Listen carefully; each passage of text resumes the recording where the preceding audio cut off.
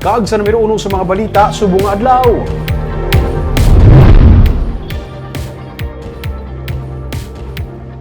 Ginapakitaan na karon sa syudad sa Bacolod sa Masaylohan ang South Terminal sa Bacolod City. Pero mayara sa mga driver kag pasahero nga nagapamalabag. May report si Nico Delfin. Ginsiling ni Mayor Albi Benitez nga padayon karon ang pagpangita sang syudad sang kapin 7 ka hektarya nga duta nga sarang patindugan sang South Terminal nga mangin viable kag visible sa mga public utility vehicle operators kag pasahero. Inagudman nga mapahaganhagan ang paggutok sa lakat sang trapiko sa syudad kasubong sang naging resulta sang gintukod sadto ang northbound terminal. Si Councilor Jude Tadeo Saison ang nagduso sadto nga mabutang sa barangay Sumag ang terminal. Pag-ara naman na subong ang bago nga highway nga ang economic highway, so may tatlo ka na kaalagyan going into Bacolod City. No, to number one, ang purpose tadi nga hindi na napagpasudlon pagpaintrahon pang traffic sa sulod sa Bacolod eh. Secondly, proteksyonan naman ng aton ng mga transport group diri sa syudad sa Bacolod. Sila man ang maka-ferry sang passengers, no.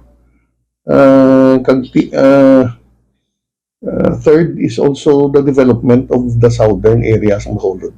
May pila naman ka mga pasahero sang bus terminal sa Dalan Lopez Haina nga pabor nga masaylo ang South Terminal. Siyempre kay at least makasilbi sa konduktor sa Sumbang, ilapit na sa amin. Pontevedra, ano din ka pa sa Pontevedra? Sa crossing to this.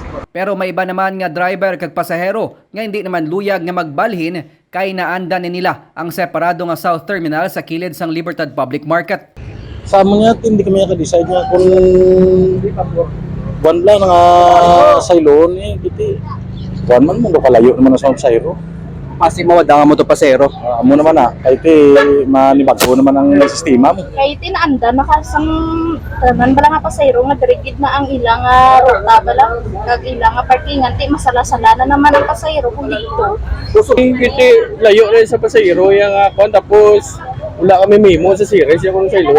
Ito kung dapat saylon mo sila para. Sang 2019, ginratify na sang konseho ang Deed of Donation sang Vallecar Transit Incorporated para sa 8 ka hektarya nga duta nga para man sa South Terminal sa Barangay Alihis.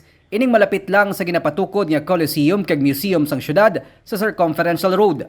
Suno kay City Legal Officer Attorney Romeo Carlos Ting Jr., ila pa nga i-review ang kaundan sa naaprubahan nga resolution may kangtanan sa Deed of Donation sang Pamilya Yenson nga para sa South Terminal. Ginalantaw naman sang alkalde ang posible nga public-private partnership para sa amo nga proyekto. Nico Delfin para sa DigiCast Negros.